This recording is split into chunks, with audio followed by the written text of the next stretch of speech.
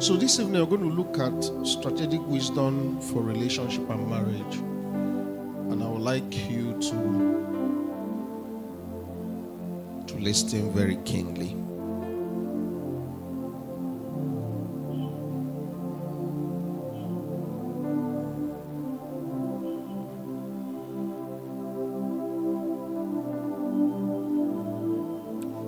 Trusting God that for those of you who are single, the things you'll hear now will help your decisions.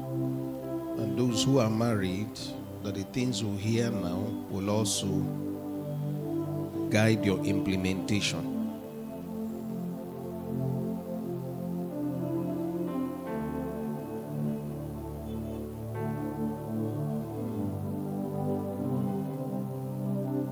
There are 4 kinds of marriages or relationships on earth. There are 4 kinds of marriages or relationships on earth.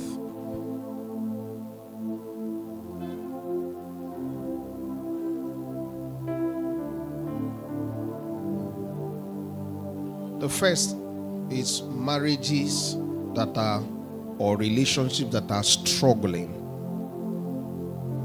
They love each other,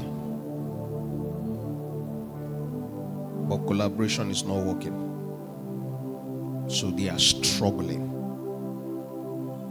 They are struggling in communication. They are struggling in connection. They are struggling in collaboration. So in terms of corporate progress, they are stuck. Number 2 kind of marriage or relationship is the marriages that are dead or relationships that are dead. When marriages keep struggling and both parties in the relationship give up, it dies. Both or one person gives up and exits without leaving. You can be in a marriage relationship or in a relationship, you have exited, but you have not left. So they are there either on the grounds of religious regulations about divorce or situationship because of children and all that, or because of the social context they found themselves. If I leave what people say, they are together, but it is dead.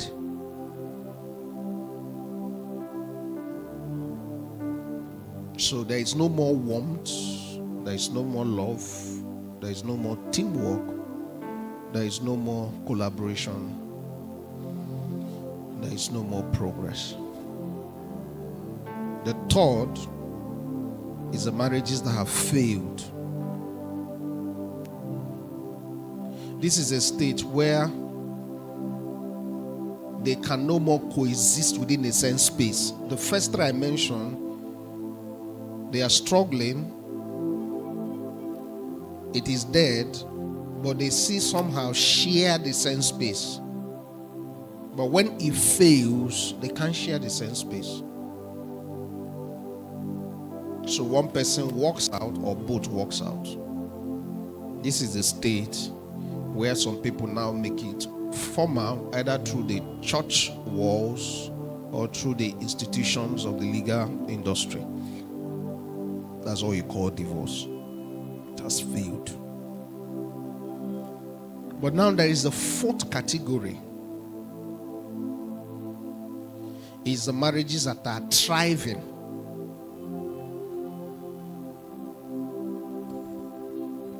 These are the ones against all odds, against the many waters that marriage and relationship presents, on the grounds of our individual differences, on the grounds of the differences in our personality, on the grounds of background and exposure, on the banks of spiritual warfare. In the kingdom context, they have stood the test of time.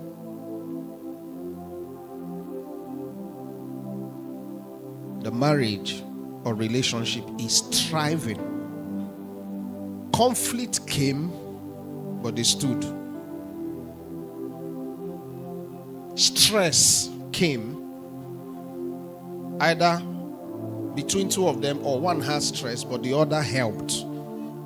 There are things, which are the 7 things I want to talk about here this evening, that will determine whether a relationship will thrive or die.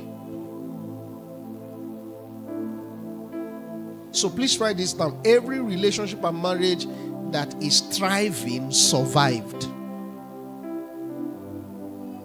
You know, when we talk about survival, we see it in the wrong light. I don't need you to see survival in the wrong light here, because when you use survival in economic sense, it looks like you are doing badly. Not in the context of marriage.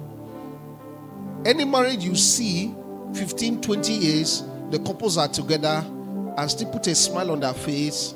There is this warmth, there is still love among them. They have survived many waters.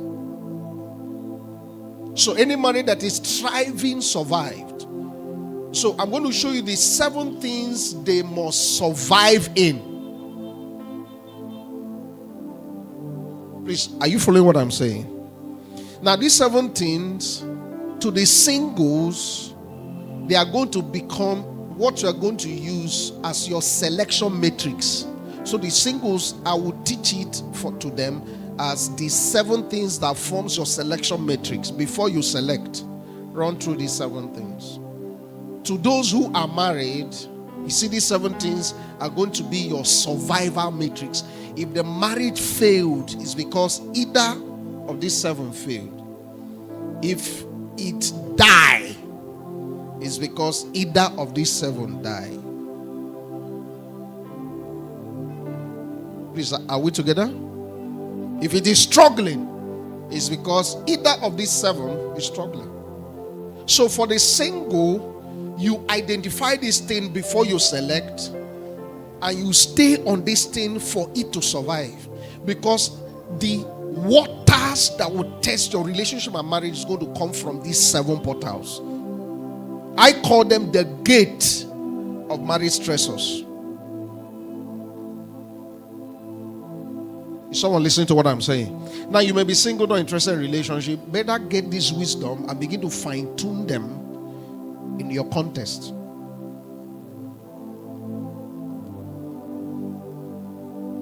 No marriage or relationship thrives by default. No marriage or relationship thrives by default. There must be systematic effort to make it work. I repeat, there must be systematic effort to make it work.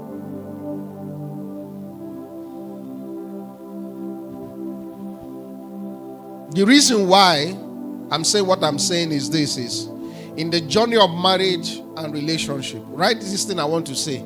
There are 3 feelings you have. 3 feelings you are going to have. Most people confuse these feelings because they have embraced social construct of defining a successful relationship. So when they are not feeling what they thought should be the right feeling, they misjudge. They react instead of responding. They quit instead of fighting for. They give up instead of holding on to. So marriage, we flood with 3 kinds of feelings. The very common one you know is that warmth. The feeling of warmth. That feeling of I'm valued, I'm seen, I'm noticed, I'm loved, I'm cared for. That tender, fuzzy love. You know what they call it, the butterflies. Yes. That's warmth. But there is another feeling.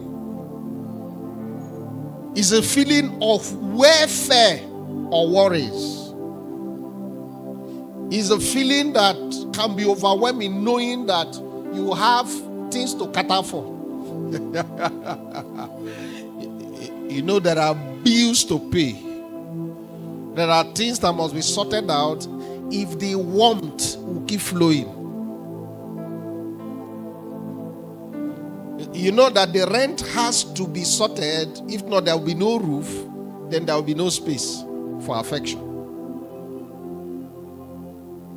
So it's called cares of this life. It's a feeling of worry or welfare. It's like that thing Paul said, necessity is laid upon me. So for the women, the pressure comes from three main portals. Welfare of children. It's not that raising children is only for them. It's just that there is this emotional predilection to care for the kids.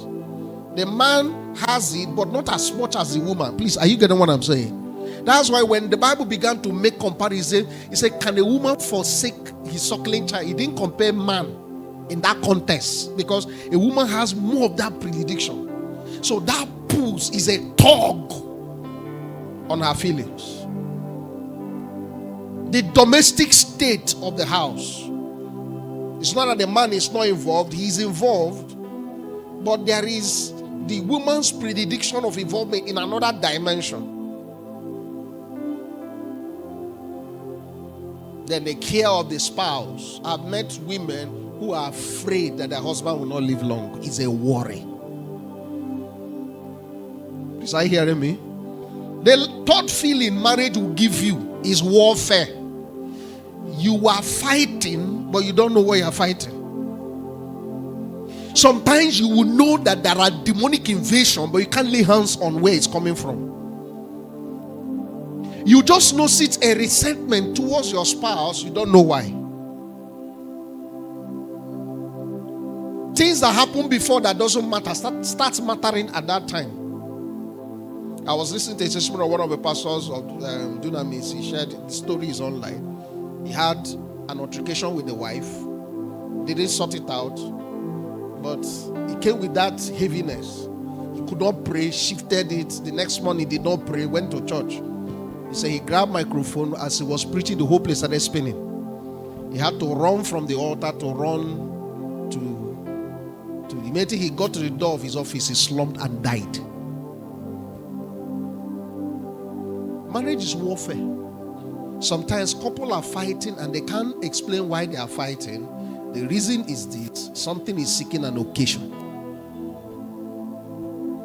Those who are single here, you don't get. Some of you who are in a committed relationship, you are quarreling and you are keeping malice. You don't know what is playing out. You are training yourself on how to open doors when you get married. Now, because the problem is that the social construct of marriage has been largely shaped by the movies you watch and the stories you read. Those who are married will tell you it does not play like that. The experience is different from the preference and the expectation. So I'm going to speak to you, trusting the Holy Spirit to break it down to your understanding.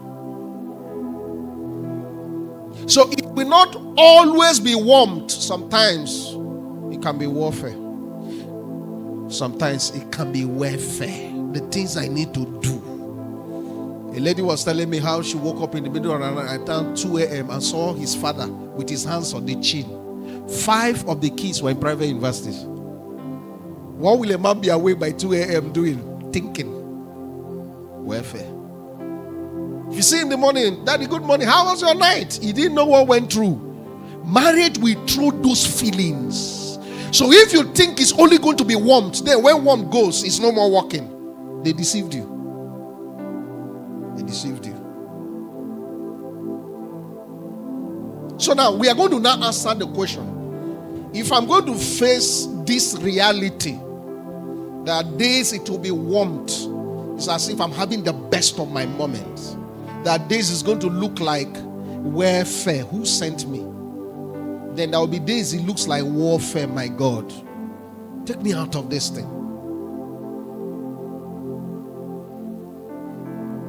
What do I need to do to survive? Hello, are you with me? Every marriage that is thriving survived. And I started by telling you the survivor in this context is not the low state of despondency people attribute survivor when it comes to economics. No. It means that every marriage you see that you admire, there are things that they survived. The way Paul the psalmist said, he said, we pass through fire, we pass through water. You caused men to ride over us, but you brought us to a wealthy place. Every man that is traveling, that is their reality.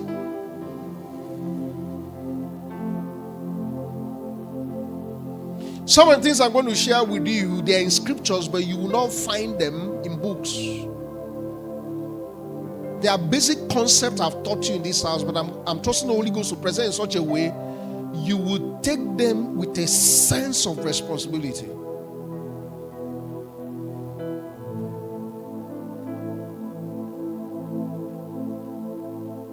Now, write this down. If a marriage is going to survive, one person cannot hold the front.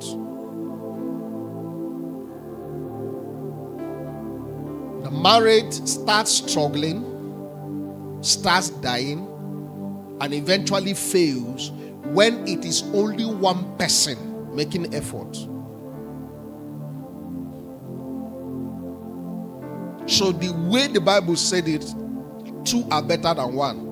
If marriage is going to be better, the two will be involved. If marriage is going to survive, the two will be involved. If marriage is going to thrive, the two will be involved. Now, the level of involvement may not be 50-50 all through. Hello, are you getting what I'm saying? There will be time one person's love will cover for everybody. She may be in the state of warmth, he may be in the state of welfare. Because he's trying to keep the business afloat, he's trying to keep, trying to keep the in-law in place, trying to keep enemies at the gate. So he looks as if he is detached.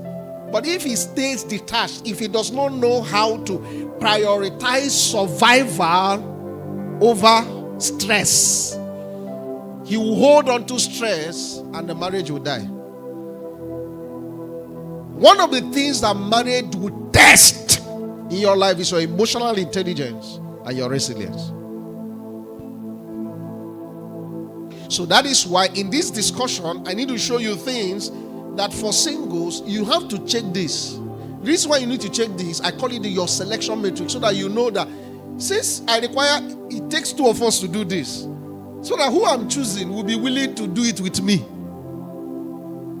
That's the point.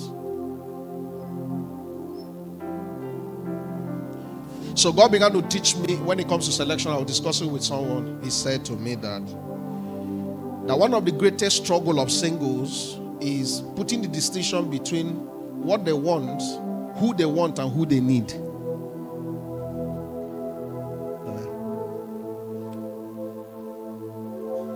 What to prefer to what is perfect. So let's look at these 17 so that I will run. Please, are you ready to listen? So for the singles, when I mentioned them, be thinking selection. If you have already selected someone or you are married, start thinking things to do for this thing to go from to survive so that it can thrive. So that 15 years to come, 20 years to come, we'll be smiling. That when we talk about what we went through is for the education of others, because the process has edified us instead of destroying us. Am I communicating? So write them down. I'm going to start teaching them. When my time is up, I will stop. If we have occasion for part 2, we'll do part 2. 7 of them. Number 1, completeness and wholeness. I'm going to explain as much as I can, but write them down. You can go and do a little more extensive study on it. Some of the warfare you're going to have is in the areas where you feel not enough. You are going to interpret both appreciation, expectation in the context of whether you feel enough or not. If someone says, I want you to love me more, you may interpret it, I'm not good enough, because there is already an emptiness on the inside. So number 1, completeness and wholeness. Number 2, compatibility and alignment. Compatibility and alignment. Number 3, Character and accountability. Character and accountability. Number 4, communication and connection. Communication and connection. Number 5, commitment and care.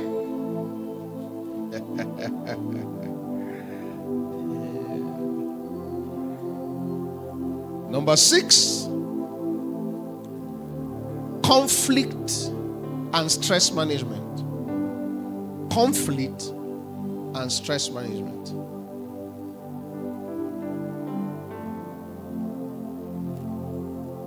As much as children is a gift of the Lord, is a gift with stress. Even yourself, check how the stress of Papa. Daddy, they increase school fees. The following week, Daddy, project, Daddy, you remember you said you buy me new phone.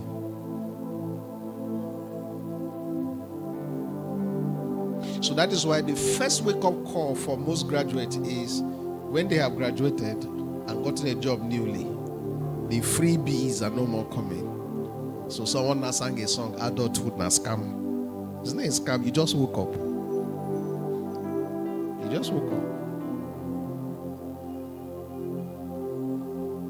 Conflict and stress management. Pregnancy will stress you.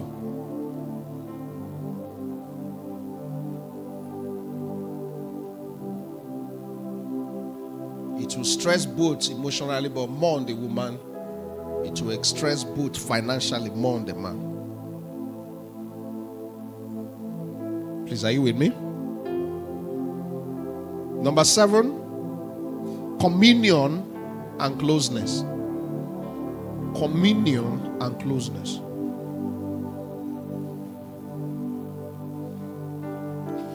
So to the singles, this will be to you your selection matrix. You are going to answer this question logically with information, not emotion. Now listen to me. This thing I'm going to tell you now, emotions should be the last thing that you are going to use as instrument of assessment. That thing you say, how he makes me feel is your reason, is very subjective. Because if he's loaded with cash, he will make you feel good. If he's struggling, you're not going to feel good.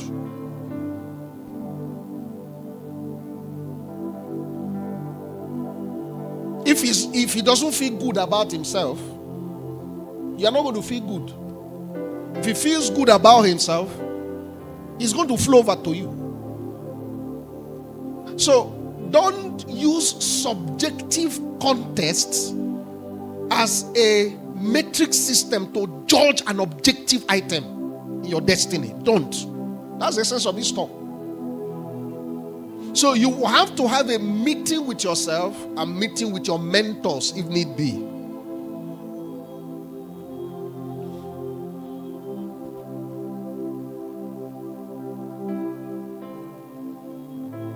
So before I choose these things, so you have to decide what to choose before who to choose.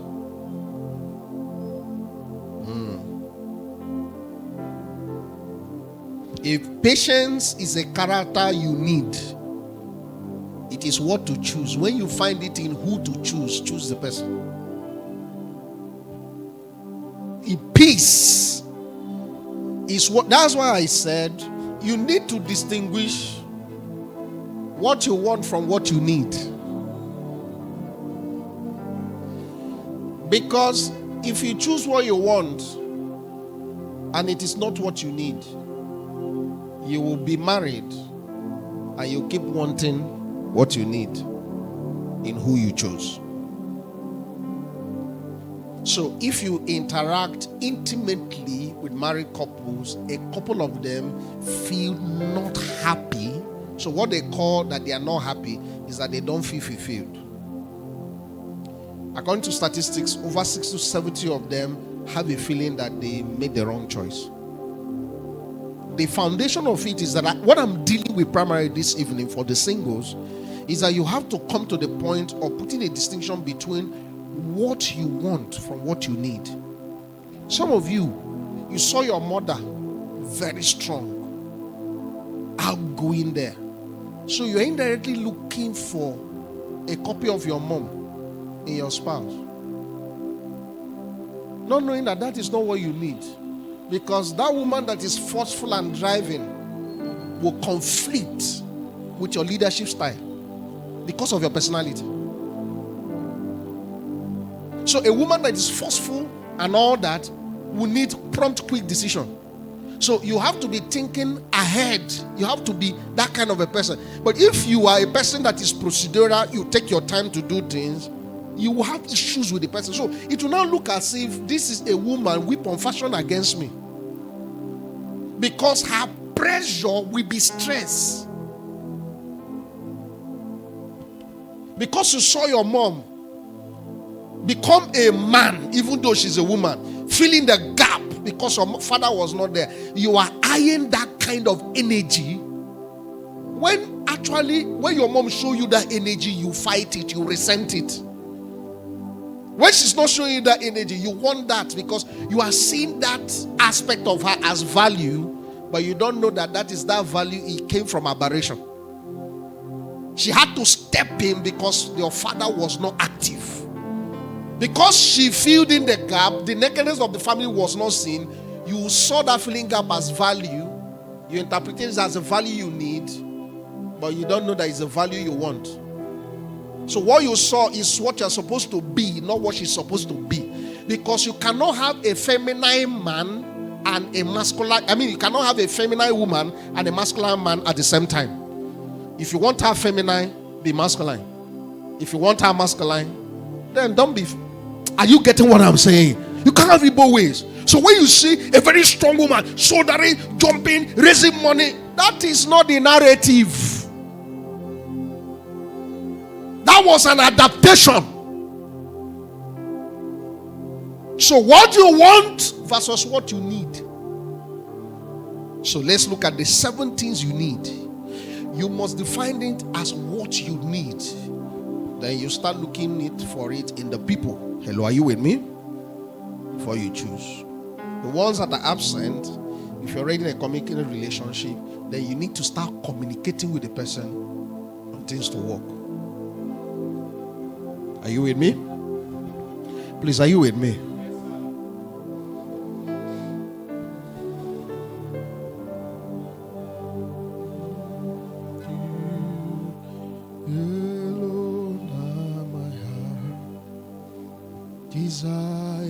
So let's look at completeness and wholeness.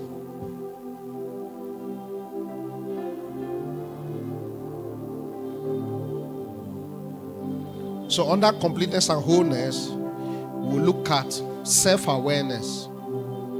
Self-awareness. Do you know who you are? Do you know who you are? Don't quickly answer yes. Are you comfortable being who you are? Do you know who you are? Help me ask your neighbor, do you know who you are? I know your name is Nkechi. That's not what I'm referring to. Do you know who you are?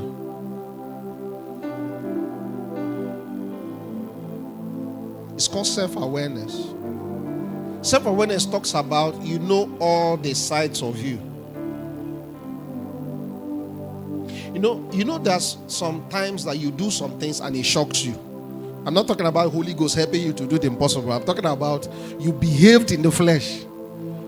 You started saying some things. It came out of your mind. After about you tapped yourself, okay, wake up. It is not you that is talking, it's something else. That side of you that you did not know you can be is because your self-awareness did not capture it.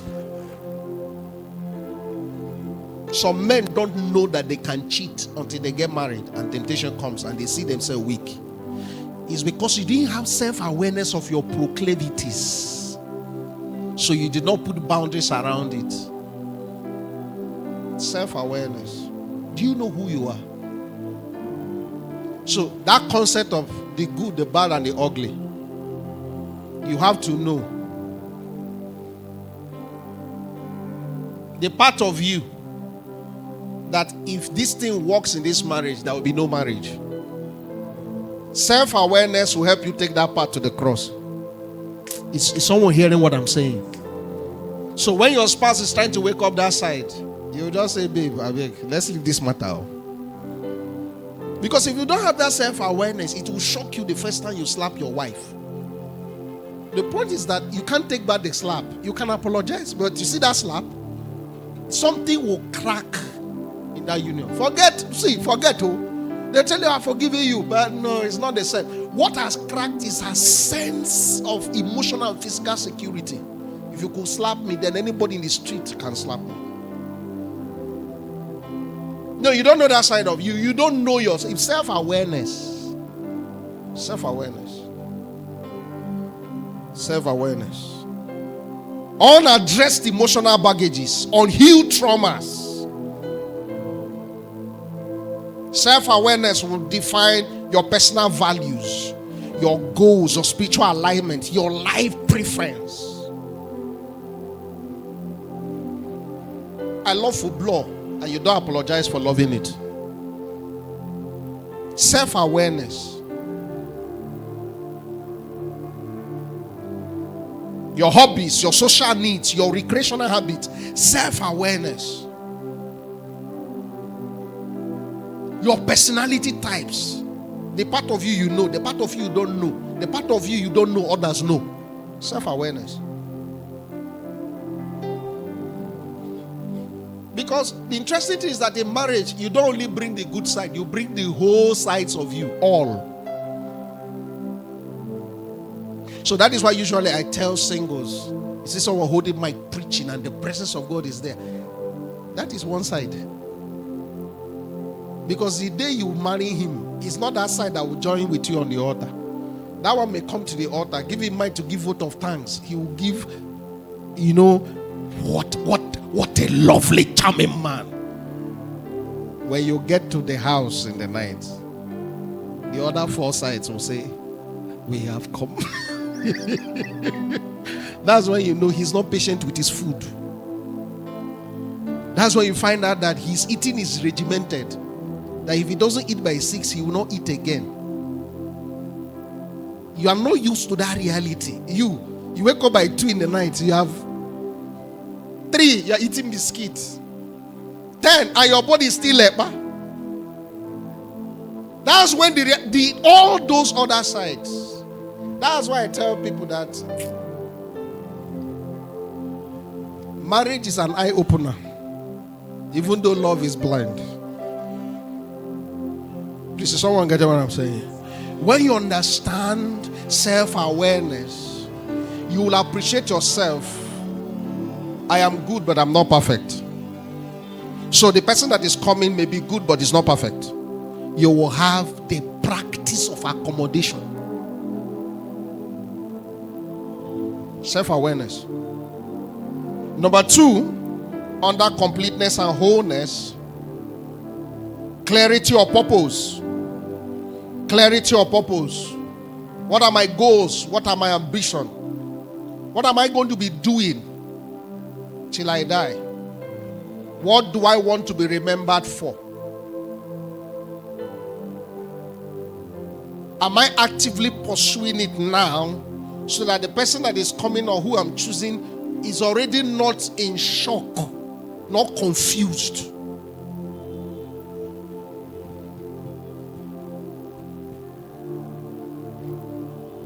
Still under completeness and wholeness, pattern recognition. Pattern recognition. Pattern recognition. What are the patterns in your life?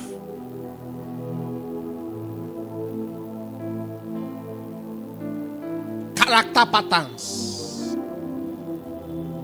Foundational patterns. Patterns in bloodline. Personality patterns. Notice your last previous relationship ended because you always have anger outbursts. Now someone has accepted you and your anger. You think that will make it whole. No. You need to realize your pattern. Please, is someone getting what I'm saying? Pattern recognition.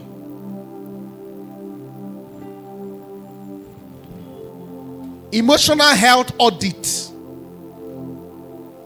Who am I emotionally? Talking about your emotional need, your level of your emotional discipline.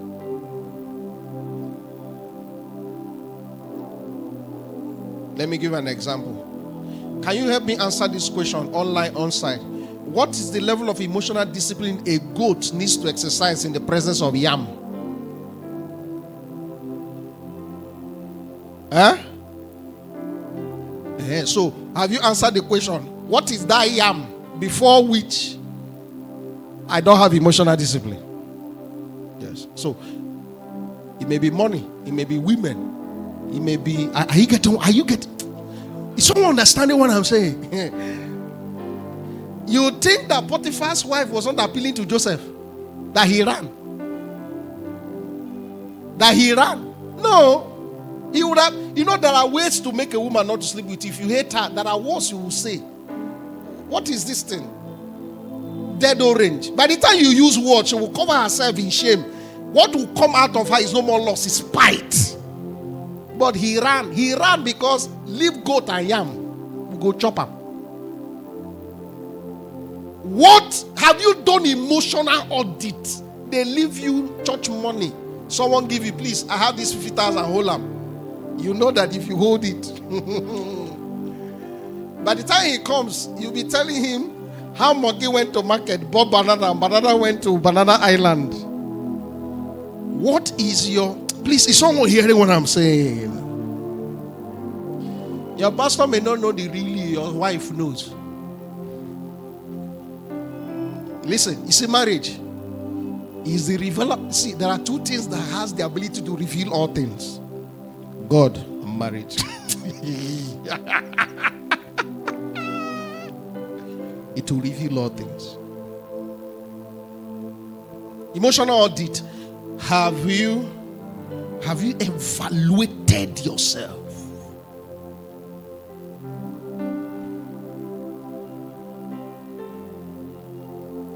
How do I handle conflict, criticism, emotional stress? What are the toxic patterns of my past relationship? What are my childhood traumas?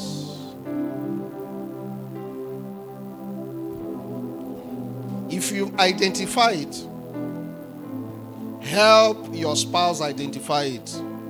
It will help you discern. Hello, are you with me? You notice you have a spouse who starts a thing and never finish. Who starts a thing and never finish.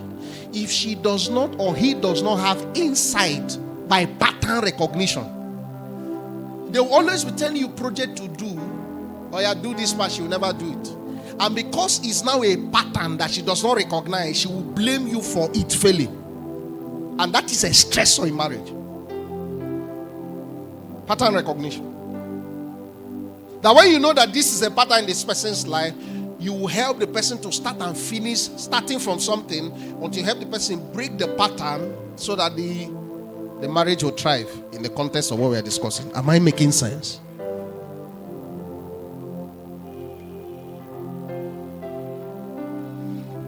So completeness and wholeness talks about self-awareness, pattern recognition, clarity of who I am, my purpose, my calling, my life preferences, my hobbies, my ambitions, my dreams.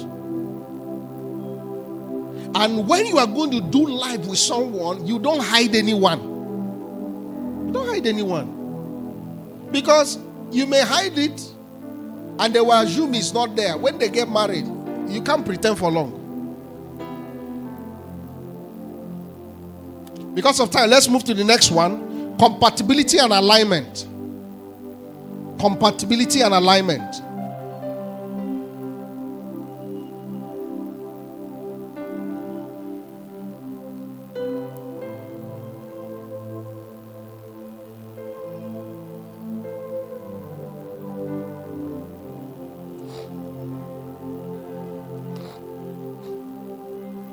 In the discussion of compatibility, that's why we say compatibility alignment, is that we may not want the same thing, but what we individually want complements what we want. That Compatibility does not mean sameness. Hello, are you with me? Please, are you with me?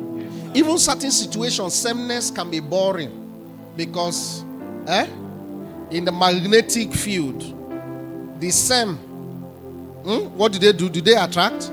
They repel. Compatibility does not mean sameness. Compatibility may be demonstrated in difference, but this difference is complementary. That in the compatibility, some areas we may be the same, but our variation is complementary, not conflictory.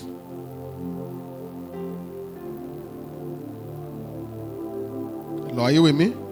For example, I don't like fufu. My wife likes fufu. But in the context of this thing, we both like swallow. So, but that I hate swallow, she likes swallow. Hello, are you with me? In the school of swallow, then someone will have to make the sacrifice at a certain time. So it's either when she's swallowing it, I'm not around, and then when I'm eating the oat and the useless, okay. You understand what I'm saying? That will make her, she will just not be there. So your differences should be complementary. If she likes black, you like black. Is it a funeral service people are going for? So sameness does not mean compatible, but difference in personality should be complementary. You are scattered. Is she organized? She is scattered. Are you organized? If you say she's scattered, me, I'm organized, we are not compatible. You are confusing compatibility. Hello, are you with me? Because the difference can be complementary. You now find that in the area of her, that domain that she's scattered is where you are so good. Marriage demands that in your contributing your uniqueness to produce compatibility, you deepen intimacy. Because what you are bringing is that you are doing for the two of you what she cannot do for herself or he cannot do herself. So the value perception of that stewardship or that service to both of you is going to be appreciated. You met him, he doesn't iron his clothes. Once it is clean, he's okay. He doesn't wear perfume. It's not that he's sin, it's just that he doesn't have time. Then you came in. You now make sure he wears perfume. Even if you cannot do it, you find a way to get someone or pay someone to iron his clothes. Now, someone sees him outside, bros, marriage is good or you have changed. Do you know what that does to his mind? Value.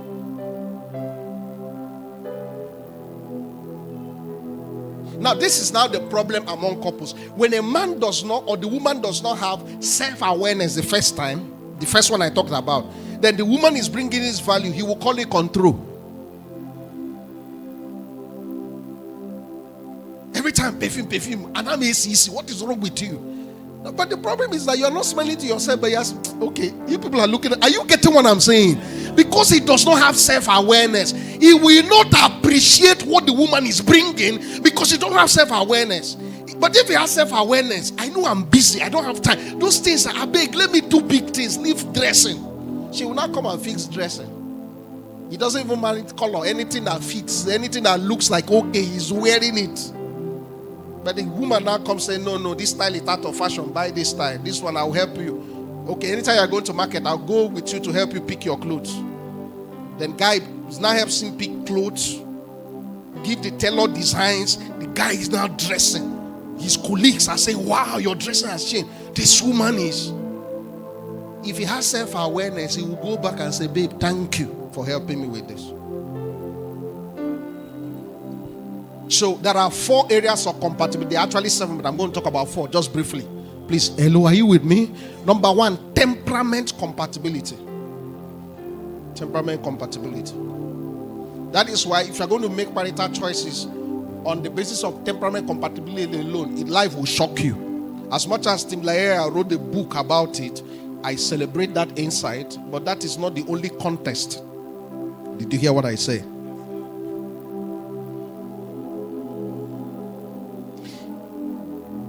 He likes to talk. You like to be quiet. Hello, are you with me? If you have a problem with him talking, don't marry him. The reason why you have a problem with that is that you've now noticed that you don't get gist, but he has gist. What you should do is enjoy the gist. Become the good listener while he be the good talker. When he sees you listen and you laugh and you are happy, he will keep looking for gist to keep making you happy, because to him you are giving value. Your laughter is value. But when you don't have self-awareness, you will now judge him to be talking, not knowing that if you have self-awareness, that this is a complimentation. Because most time when you are by yourself, you are admiring those who are outgoing, who are playful. Are you getting what I'm saying? You look at your phone, your friend has traveled, this one has traveled. You know, say you make more money than him. It's just that he has prioritized. They are outgoing.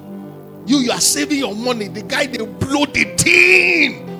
And he has memories to show for it. And the reason is that his temperament makes him outgoing. You, to travel, you do intercession. You don't like to travel. That is, you can live in a city for 20 years. You have not visited nearby streets.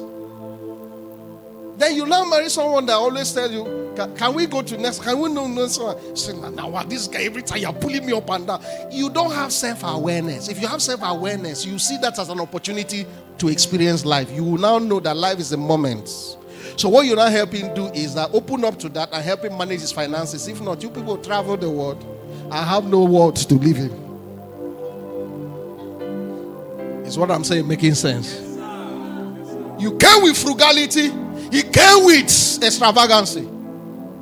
That's where temperament compatibility should bring stability, not division. So you now see the first thing. If you don't have self-awareness, she keeps money, you will call her stingy.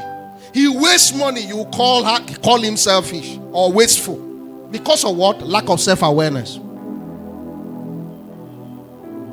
He can be spending because of his trauma. He lives in a home where they calculate pounds, shilling, everything is calculated. Now he has started touching money. He said, everything I've never tasted in my life, I will taste it. So if he does not have self-awareness, are you understanding what I'm saying now? So you have to know why people behave the way they behave. There is a reason. Temperament compatibility. Number 2, calling compatibility. What are your life goals? What is your purpose? Where are you headed for? So this is how God explained it in my mind. That life is like a voyage that may take 40 to 50 years to get to. If a man is inviting you to the voyage, you have to ask yourself, his destination, do we share same destination before I enter the boat? If not, along the way in the deep high sea, he said, this does not look where I'm going to. You will jump out. Now drowning. So before you say I do, be sure you'll be willing to do. So some people are saying I do without knowing where they are headed to do. I do. But be sure where you are going to do the I do. Because the word I do is that I will do. Please, did you hear what I said? So purpose compatibility. It is not sameness. Not sameness. The principles of our calling is different from the platforms of our calling. Listen to me, if you have a problem, he prays too much, don't marry him. Because the principle of the calling is that every believer is a priest. You must learn to pray. But the intensity of prayer may vary based on calling. If he's an intercessor, he will pray more than you. Hello, did you hear what I'm saying? The one in the marketplace will pray, but the end of his prayer is ideation and value creation. But the one that is an intercessor, the end of his prayer is shifting territories, atmospheres, and seasons. But to pray, you must pray. So separate principles and platforms. So when I hear sisters say, no, I don't want to marry a pastor, you have not understood it. Religion has bottled you. You may see him in a season of his life. I have met people who, the way they pray, I know one, he's a son in this nation. He's one of my friends. A son. If we tell you our days of intercession, this guy does 3 days dry as if there is a demon he's chasing. He does, usually, I don't go beyond 3. It will look as if my ancestors has come to collect my spirit. I have not tried. The day I tried beyond 3, it will look as if, come home, come home, come home. That's it, the Lord was calling me. I had to find something to break so that the prayer will make sense. The young man kept on going to day 5. He came out of the prayer room, liquid fire. If I judged him by his labor, those days, I'll tell you that this guy, I get near a branch na age. But now he's a son. Even though he's pastoring in Living Faith as an associate pastor, but he's not a priest. He's in the marketplace. His level of legal practice is he's doing international representations. He handles legal matters of oil industries beyond the shores of this nation. But when he was praying, you concluded because you were short-sighted. The principles of purpose and the platform of purpose is not the same. Be clear about where he's headed for before you say, I do. Because when you say you do, and along the way you decide not to do, you will answer the question why you stopped him from doing. That is why when we talk to people who have a great call on their life, I tell them the door of your lifting is your spouse, the door of your burial is your spouse. Go and ask Adam. So why do you think that Jesus did not marry?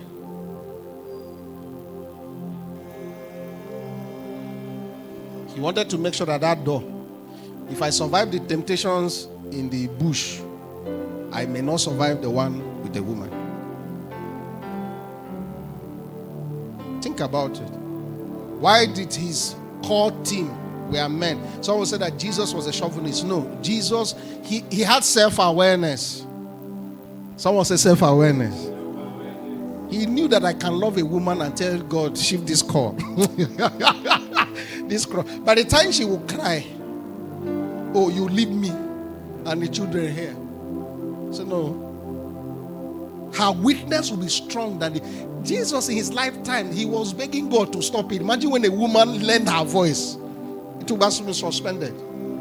So he had self-awareness. He knew it is good to marry. But for me to die premature, excuse me, just think about it. Imagine him as Jesus goes to propose to a lady. Says, I want to marry you, but according to the election of my life, I die at 33.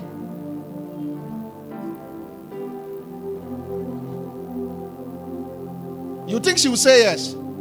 She may say yes, but with an assignment to make sure, according to scripture, you shall see the travel of your soul and shall be satisfied in this lifetime, not the life to come.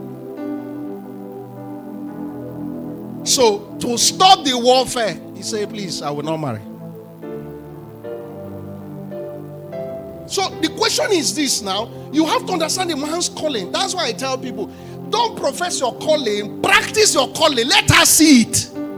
To now ask, is this, it's like someone marrying someone like Apostle Edu and Arome with this kind of prayer life. Hello, are you with me?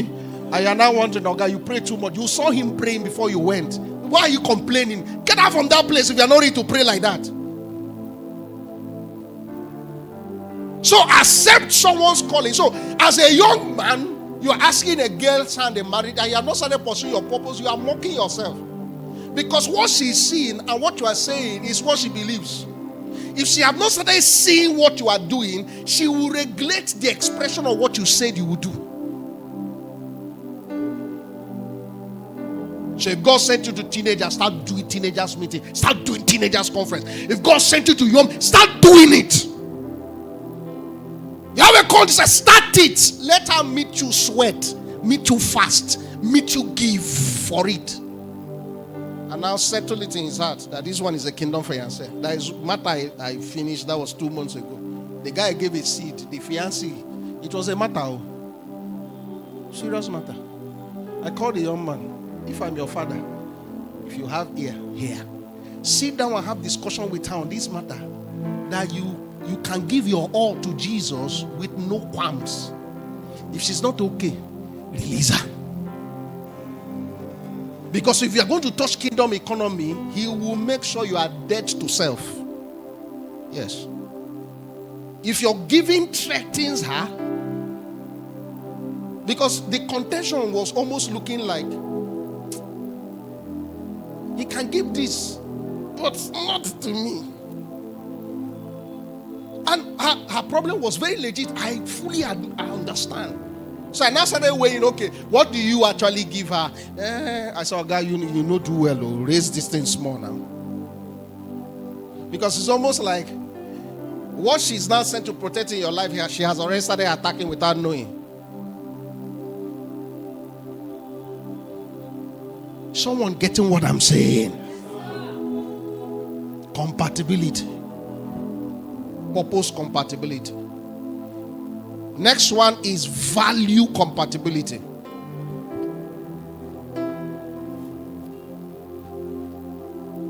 Listen to me.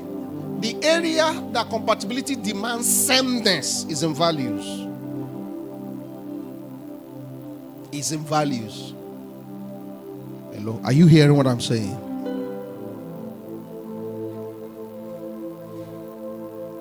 What is his beliefs?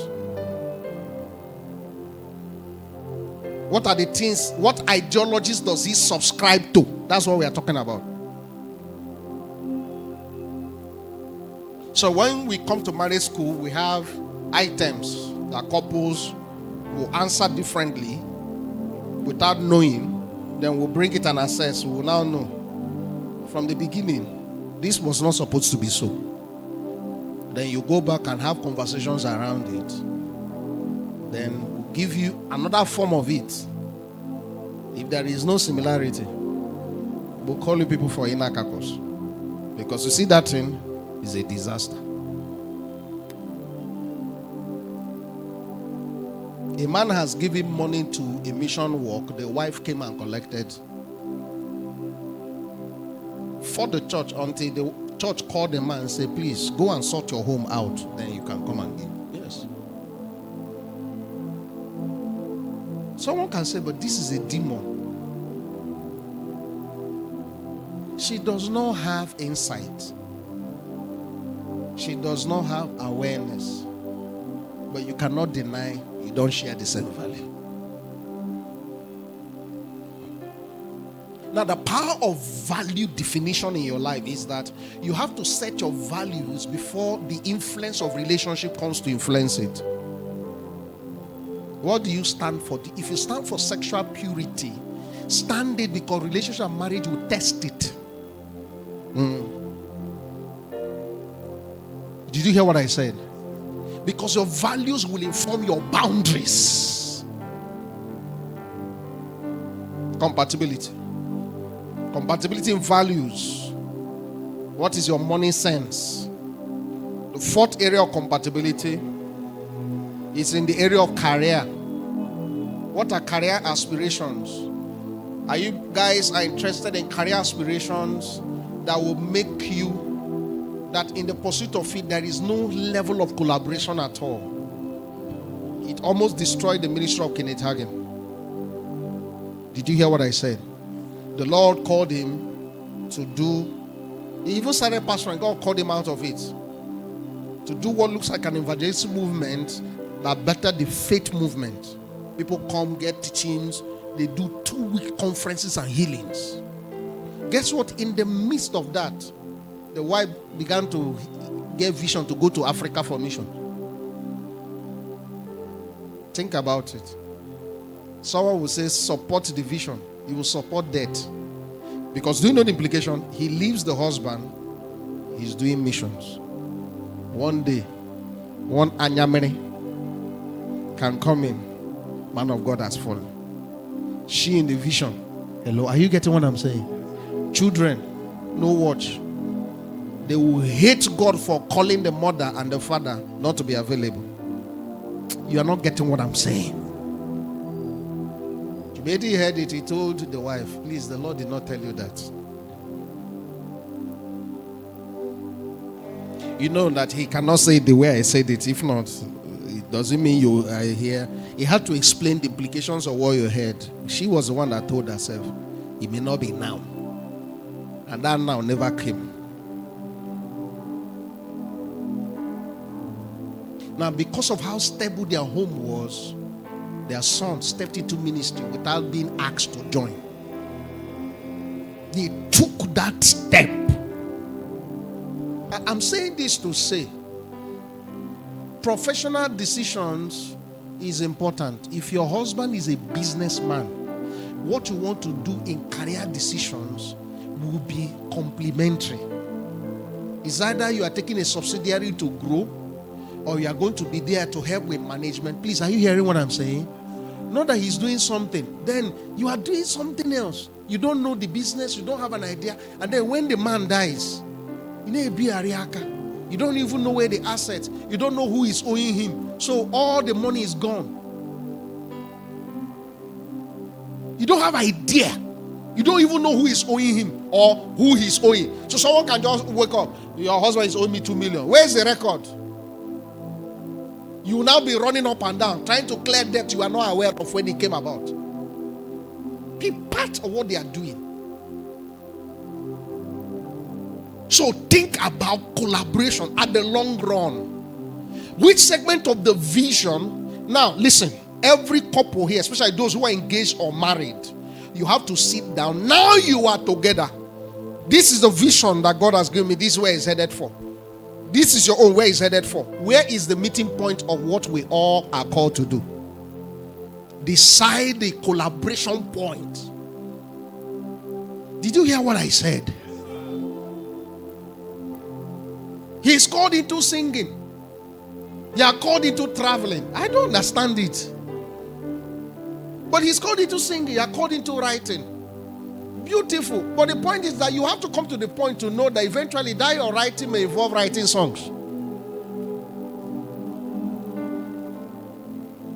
That writing may involve you turning the processes of some production to an academy to raise and disciple music. He may not have time to do it, but you can sit down and articulate a curriculum to raise people. That is the meeting point of your calling. If you have not sat down to articulate it, you guys will stay confused. So most singles are satisfied. Most times when they come to us, one speak, say, what is his calling? You see them shake their shoulder because they say, yes, I have the answer. He's called into this. What you have is grammar, not substance. Because in their discussion, there is no single collaboration. Everybody is living their life. There is no unifying endeavor towards that one thing.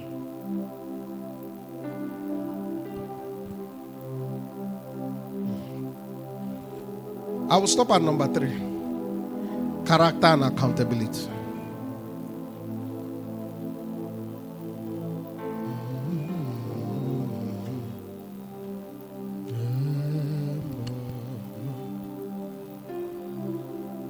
So if you are talking about character, you'll be looking at these 4 things. Character. Remember where we started. Identify these things. Hello, are you with me? Before you select. Don't say you did not know. Look out for them. Create scenarios to find it. If you get married and you start seeing them, don't see them as what will destroy you. See something as something to fight together or build together to survive. Remember I said every marriage that is thriving survived. Do you remember where we started? Character and accountability. Number 1, value audit. Value audit. What I mean value audit is, what are the things he holds dear? Please, are you with me? If you don't know what your husband or your spouse holds there, someone can bring an accusation and you believe the lie, only to find out later when your home has scattered that he didn't do that. value audit. What I mean is, like, you know what he believes, and he has proven by action that he believes what he says. Listen to me. You are in courtship, you are dating, and the man says, I don't believe in this, I don't believe in this. Listen to what he says, but observe what they are doing. The action validates values. Values talks about your default response. It's a mindset that whether you are aware or not, you respond naturally to it based on that mindset. So anybody that is in your life that speaks against authority does not believe in submission to authority. Because if you ask them, who is your pastor? They will call a pastor, but they speak against pastors. What they are saying and doing is contradicting. Hello, are you getting what I'm saying? You observe their life. They talk to anybody. Nobody can. You have never seen him do something. Someone calls him. He says, yes, sir, I will not do it again. Thank you, sir.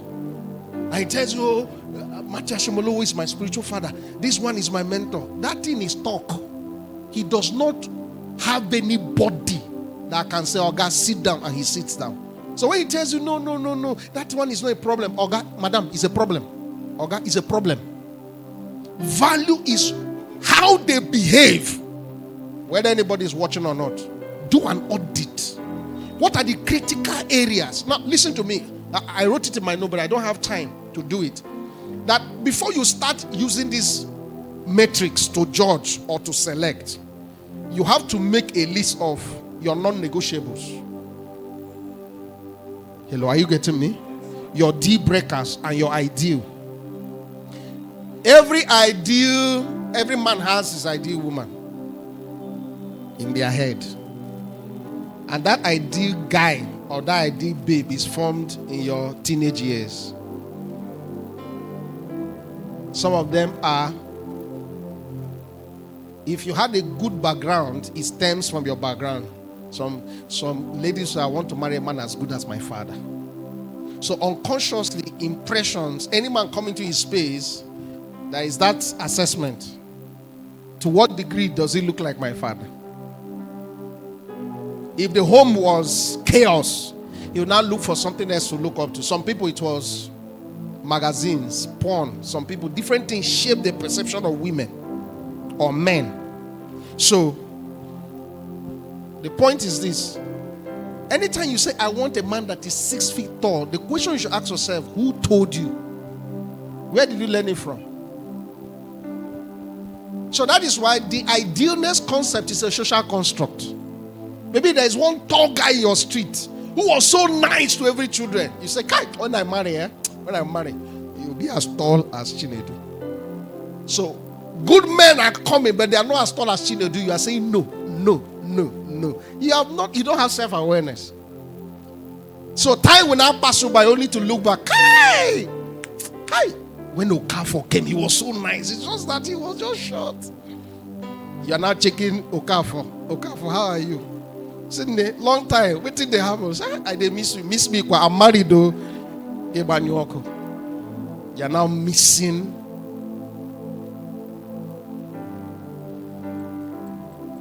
Please, is someone getting what I'm saying? Make a list of non-negotiables. That is, if this thing is not there, we are not having a conversation. The deal breakers. Even if these things are here and he starts or she starts this. Deal breaker. There is no point. We can't continue. As much as you have your ideal, she'll be shapy, she'll be tall, she'll be feminine, she'll be silencer. Then when you see a lady that's bros, how far? Say, no. I want the one that, hi. The social construct shaped it. You see that person that is doing that thing, bros, how far? You can shape her. Someone say influence. Is to ask yourself, is this person open to influence? If the answer is no, and you see value, other things they can do beyond that, that falls within your non-negotiable. But you know you can overlook that particular aspect just because of social construct. Oga, marry the person. Because some of you want everything that looks like your idea to fall together. Then you start going to God. Is it your emotion is already involved? Your emotion will speak. The Lord will not speak. It's your feelings that will speak. Because while you are praying, as a pastor, imagining that fair, beautiful dancer standing beside you in a poster, and I say, "Welcome to Buckingham." Shakapapo Papa, I see you saw nothing. Emotion told you what to choose. Saw nothing. Make your one of my non-negotiable is peace above anything. If it will cost my peace, it is not worth the sacrifice. So my wife, we want it to be resolved. Sometimes it's even my stubbornness that make me drag matters too long. She wants to talk about it then and yarn it out. The one that I almost married is ready to fight for 4 weeks. She will drag the matter to social media and be speaking in parables. I did not need a prophet. When the Lord had told me leave it, it did not make sense. When that started playing out, I didn't need the voice of fathers to say, what? Pastor Sisi was saying, I said, when you go, in my head prayer, no, say, thank God. Because they saw what I was not seeing.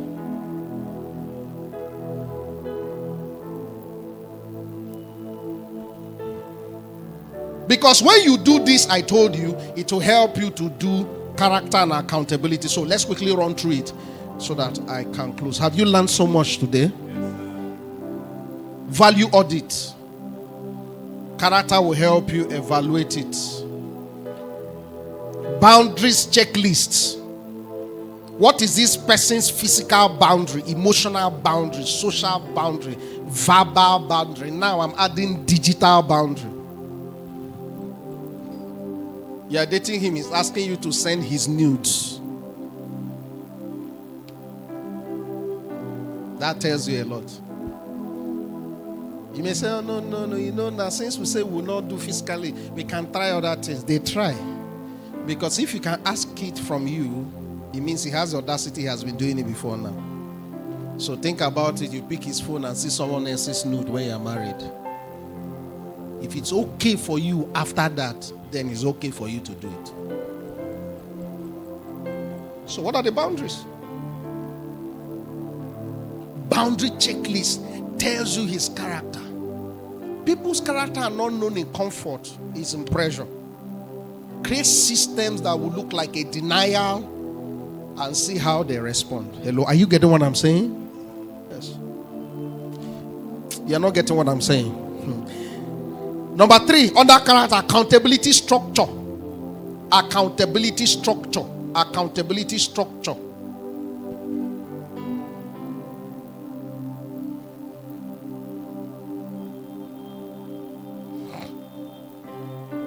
Accountability structure.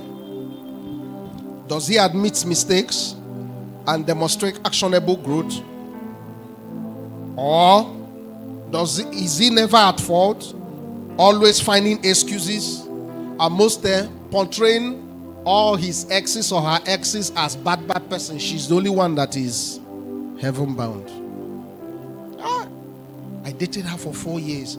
I didn't know she's devil until the 4th year.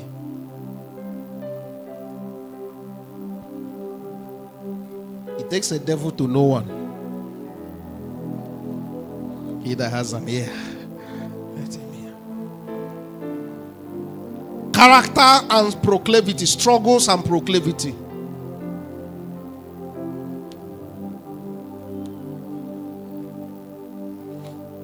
Most times when people are in a relationship, if a woman marries a man and is not sure what this man can do when he has opportunity to do it, you are being blinded by love. Circumstance will reveal that. Please, are you hearing what I'm saying? A man and a woman should be able to look at your spouse and know, I know his struggle. This is weakness. Your assignment is to protect him there. And then you have accountability structure that protects it.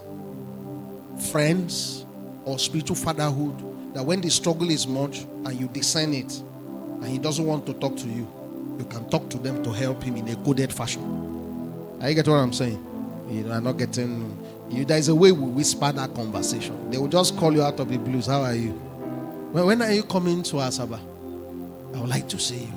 The guy at Asaba said that he was summoned. He was indirectly summoned to correct what will kill the family. Because the man is struggling. The woman is struggling. You should be able to know the proclivity of your spouse before you say, I do. If you are not sure of it, create scenario. Create it. Create scenario. You didn't hear what I said.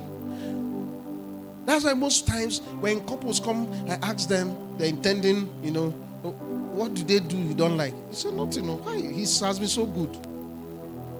If you are my son, I'll tell you we're extending it. There is no, for now, people are not. We'll shift it.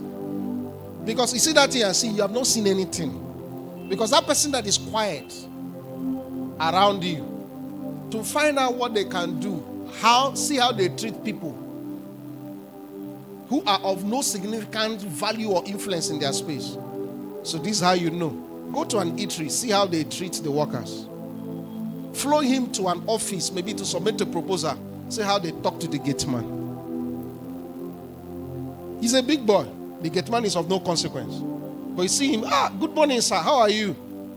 Oga, he reveals more about the man that coming to spray money on you. And you say, oh, do me, baby, do me, baby, do me, baby. The woman is bringing the drink or the water. It fails to the ground. And he stands up and starts raking. What kind of nonsense is this? See how you have splashed the water on my spouse. And the spouse is telling him, calm down. The guy said, no, babe, no, tell me. Do you know the meaning of that? You'll be the next person. You see the way he's talking. You'll be the next person that will receive that same heat. And you're going to get him more because you'll be staying with him in the house. So the question is this. He has anger issue, proclivity. Good. Can he self-regulate? Is he working on himself serious? Not because you said. Are you hearing what I'm saying?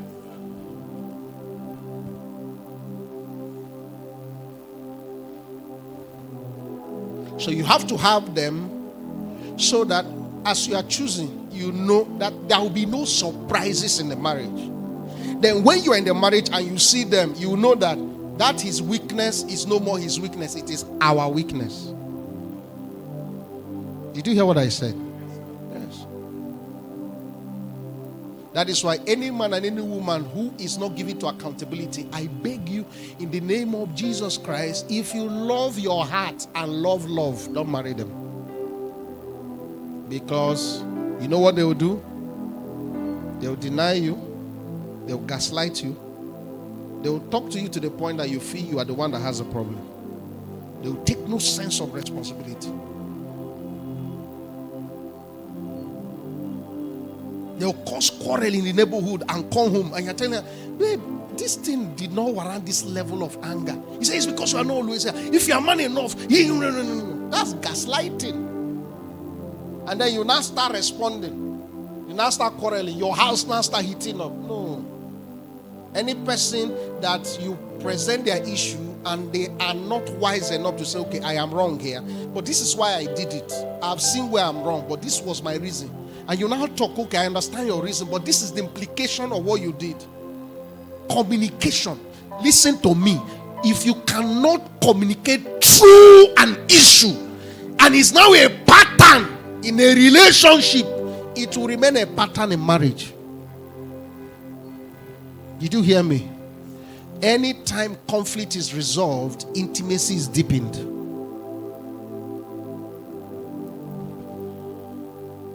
So character, talking about value audit, struggles and proclivity, accountability systems around them that helps them stay on the path of righteousness for his name's sake.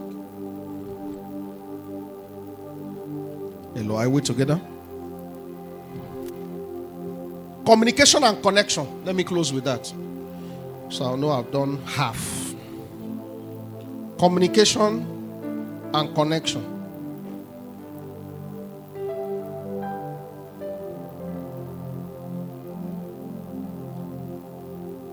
So we look at these following things under communication.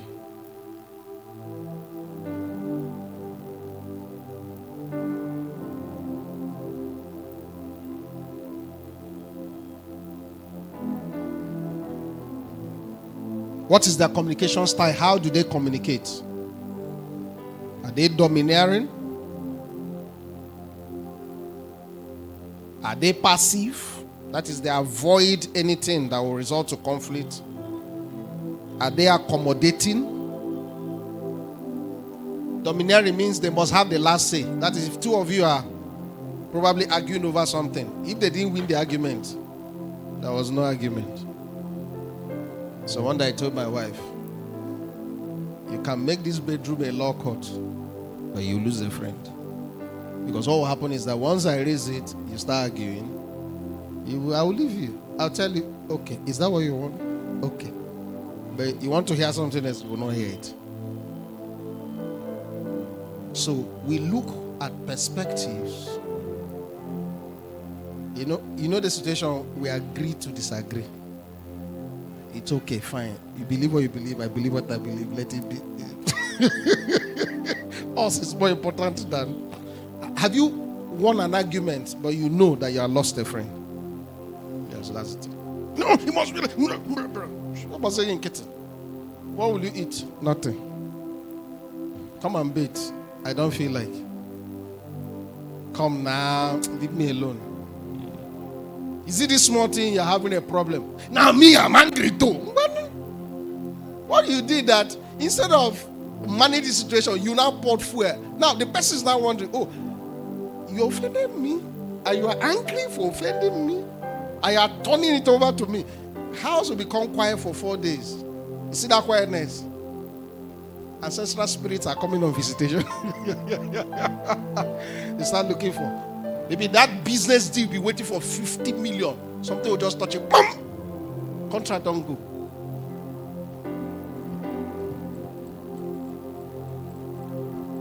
Listen to me. Nothing destroys the progress of a home like bitterness, strife.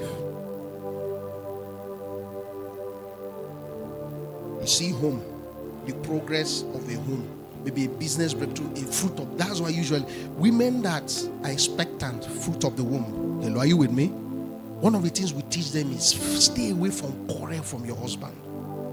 Stay away. Because most times when it's about that season, that demon, yes. So the problem is that it's just about that time the thing will go in. Two of you will quarrel. You are not talking to each other. You are not touching each other. That period will pass. You will now make up and now come and be doing. Nothing is entering. It's a season of life. The enemy knows your timetable. You don't know.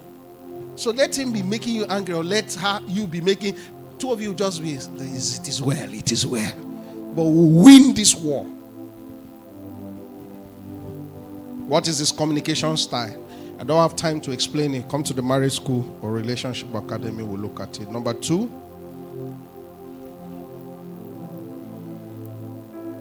Do I have emotional security in communication? What I mean by that is that I've met men that when their wife talks, the woman is not free to express herself. When the woman talks, say, how is it that you have the sense of a chicken? You don't have sense. How can you be saying that kind of a thing? Do you know what you have done? The woman has lost emotional security. It means she's not safe to express herself. So she's almost counting her words around you. Some of you grew in that kind of family. As a man, don't learn that. Respect should not come from fear. It should come from admiration.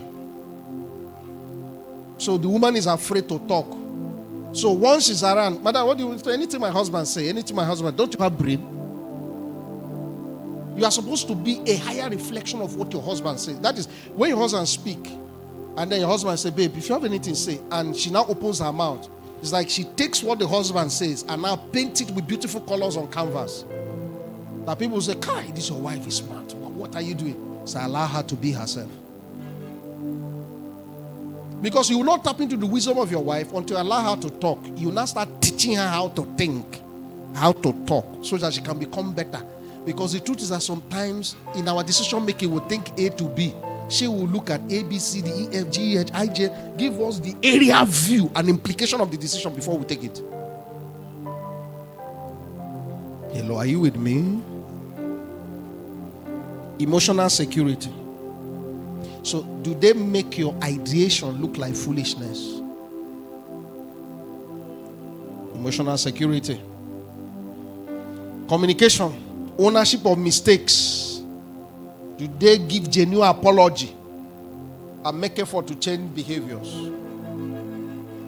Anybody that you need intercession to get I'm sorry from, don't marry, because in marriage we will do a lot of I'm sorries. Hello, are you with me? You know, there are two ways of I'm sorry, saying it and doing it. The same the one he does. If he does two, perfect. If he does it, say it, receive it. If he does the gifting, you understand? Okay, you don't understand. That day he annoyed you, but he came back very early and started cooking the dinner. And brought us, said, babe, come and eat. He say, I'm sorry.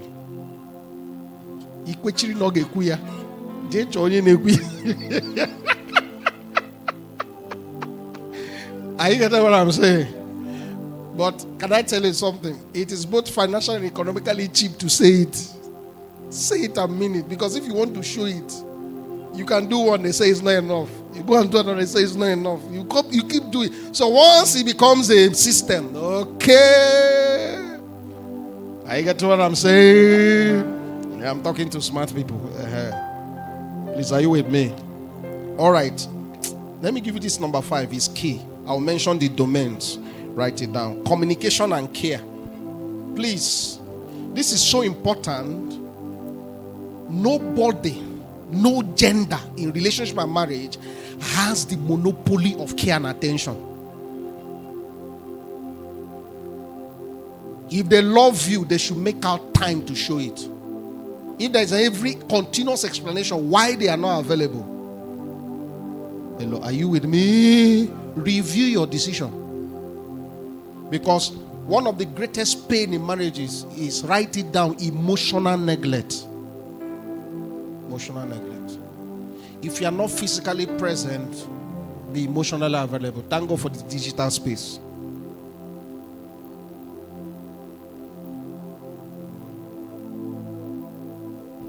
Do video call. Talk with the person. You may not be there, but the time you have spent, that virtual interaction supplies reasonably. Are you getting what I'm saying? That emotional need.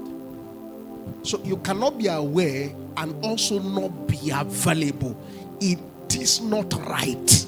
As a matter of fact, schedule the talk. Sometimes I call my wife, there is no gist. We'll just leave the phone on, hearing ourselves breathing. It's called the gift of presence. That's the name we coded it, the gift of presence. You know, when the 7 sons of the 7 friends of Job came, they sat with him for 7 days. Nobody uttered the word. It's called gift of presence. So when you open your eyes, it's looking like nightmare. You look around, you see there are people still here. Okay, I'm alive. Sometimes we call it proof of life.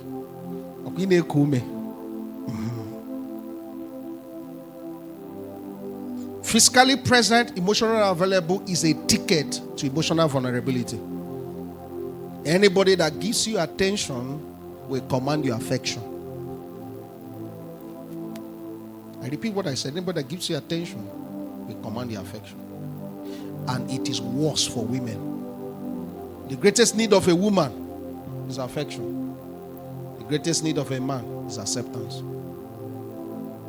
When a man feels accepted, that is, in the eyes of his wife, I am hot. In the eyes of his wife, I am good. He will strive to do more. But when a woman feels loved, he will go through hell and high water to make you have the best of life. And that is why you cannot submit to who you didn't accept. You see, there are some people, they are married to someone, but they are hoping that their husband is like Emmanuel Kure or like Bishop David. Can't you be like? No. That's why the Bible says, love your own. If you cannot love him or her, don't proceed.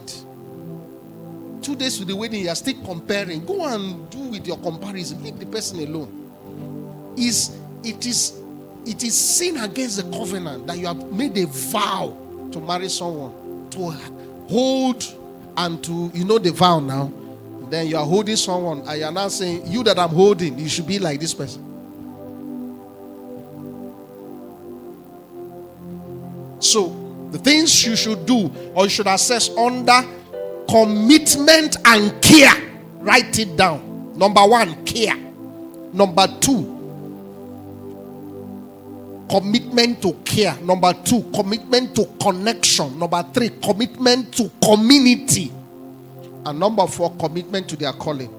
You must check what he's saying versus what he's doing in the direction of where you are going. If there is no alignment, he's a talker, not a doer.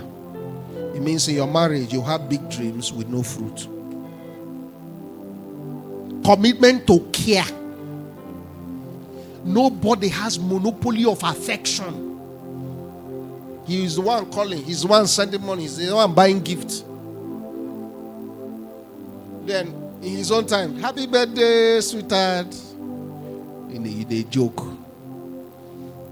First few years in marriage, love the shakam. The day that scale open the eye, it's the next birthday will buy bakery for you. So since we don't give gifts now, we love ourselves. We know we love ourselves. There's no problem.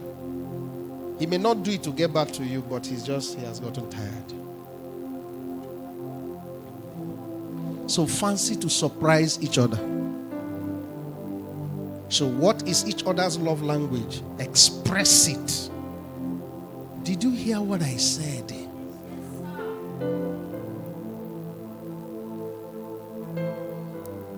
Listen to me. I tell this, that you don't give because you have, you give because you love. If you're giving, it's decided because of your having. What will happen is that the person cannot profess your potential of giving when you're in abundance. Listen to me, guys. Can I talk to you? A man will love 2 versions of you: who you are and who you can become. If what he loves does not look like what he will love, he will not marry you. You say a guy that has nothing and a woman sticks with the guy. The woman has fallen in love with the 2 versions. And how they fall in love with the version of you they have not seen is what you are doing now. Did you hear what I said? You wear nice clothes, she doesn't wear any. Something is wrong now. Something is wrong. There is always explanation where you can't give. You want to give.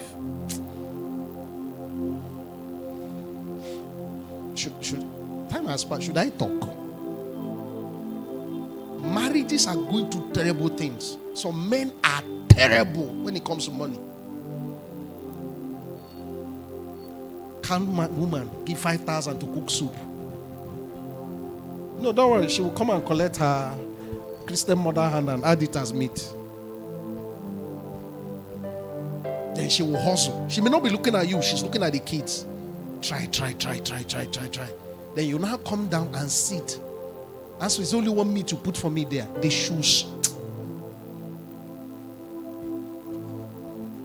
How much meat would that 5,000 buy? But do you know the funny thing? When they go out to eat, 2 plates. One that he eats. When he finishes eating, he'll come home. What is in the house? Nothing. I don't have anything. Not giving anything you can cook. Doesn't want to eat. I will just. So he gives the front. There is nothing. I am hungry for you people.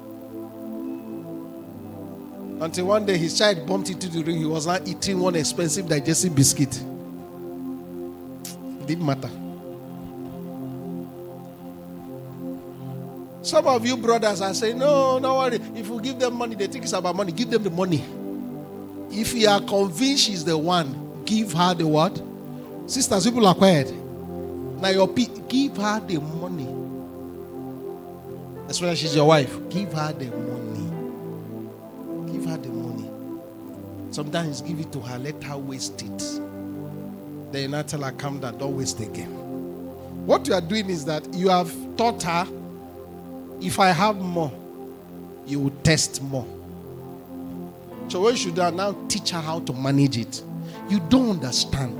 When a woman feels security is key. Oh, it's like I'm boring you people. Let's go.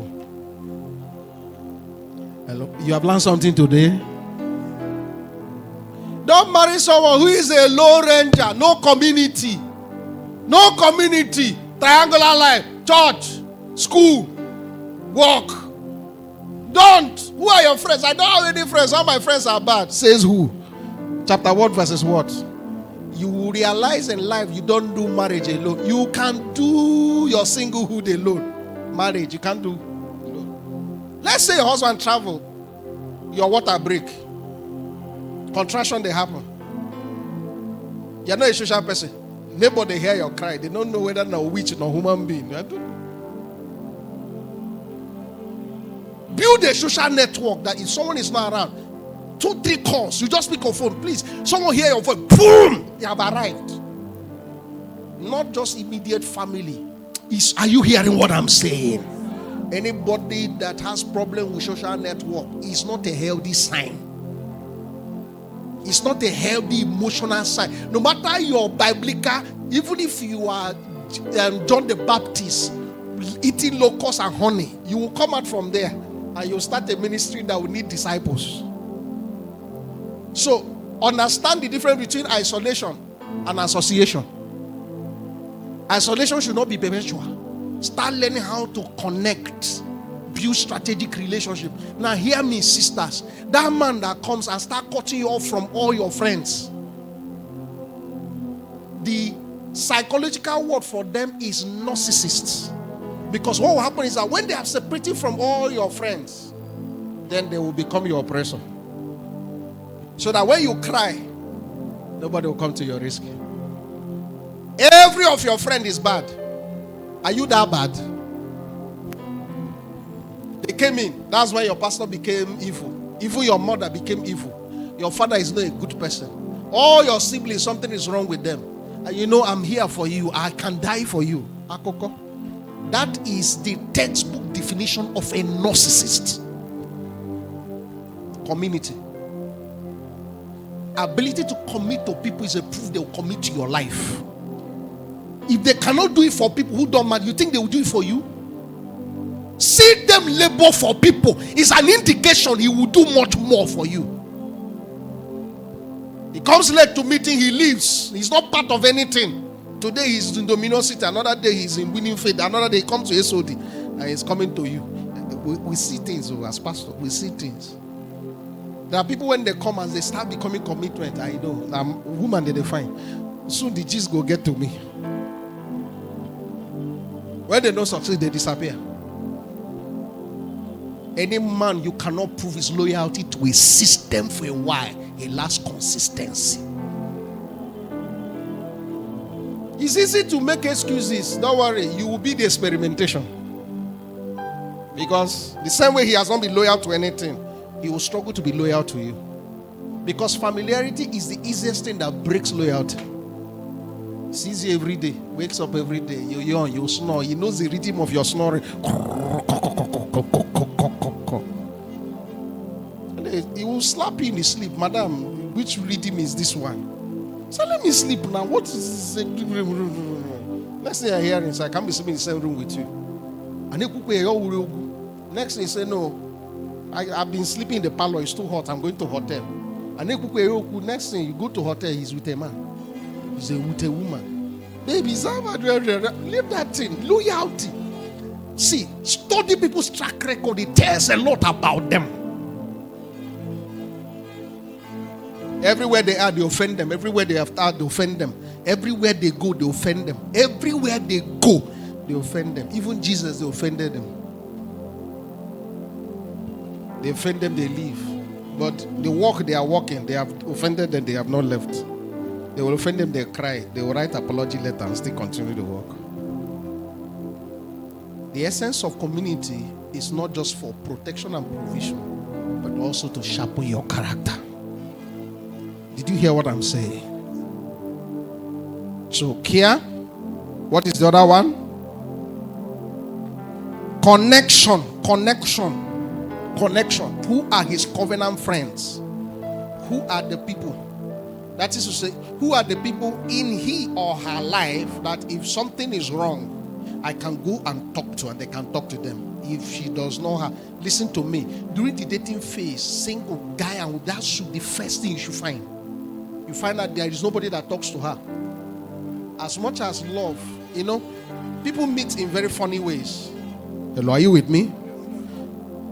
It can come from contact. It can come from attraction. You just saw someone, you like the person. Contact, attraction. Or you just bumped into the person, you were just traveling, you entered the same car, two of you started talking, they exchanged contact. No feeling, you just like the way the person talked. From there, feeling started. That's contact. It's from contact you move to commitment. From commitment, we get to covenant. Did you hear what I said? If at the point of contact, either from attraction or you just bumped to yourself, you are walking together, then feeling now love started. And you notice, this one cares more of themselves than anyone. Help them see. Help them grow. If they cannot. When it comes to marriage, there can be a brother and a sister, but not marriage. Because marriage will test your caring level. Did you hear what I said? Did you hear what I said? Did you hear me? You will know whether you are loved or in love when you're in marriage and you come under assault. Maybe you are sick. And that time you are sick, that's when for 3 days you are sick. They can't take excuse from work. They tell you, now, I'm the managing principal director.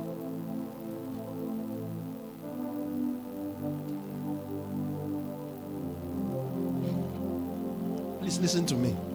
If you don't gain anything, gain this last word. Love is not known in comfort. That is buying you ice cream, buying you iPhone in your birthday, sending you a bouquet of dollars, and your head is shaking. They play. They play. If that is your love, you have a price.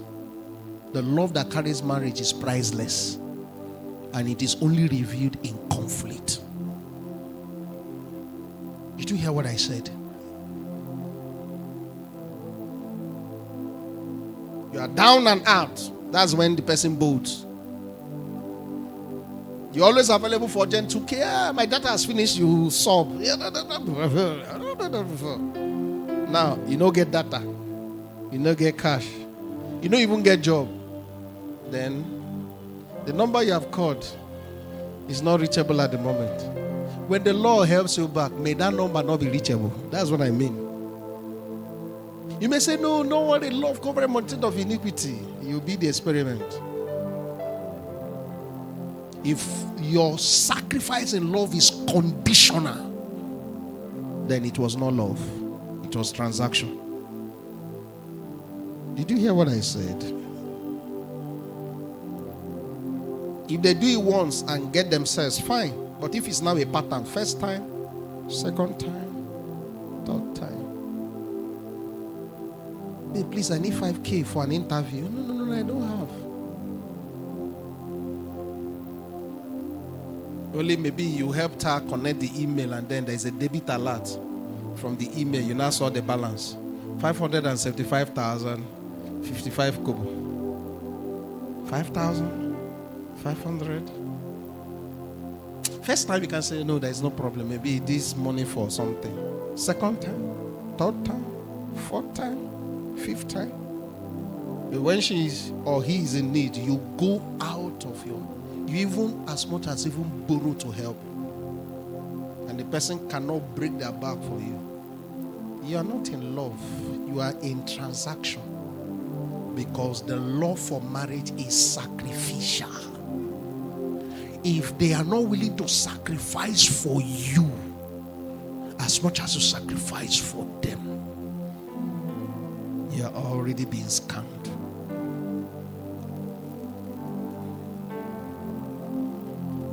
Father, we thank you for your word.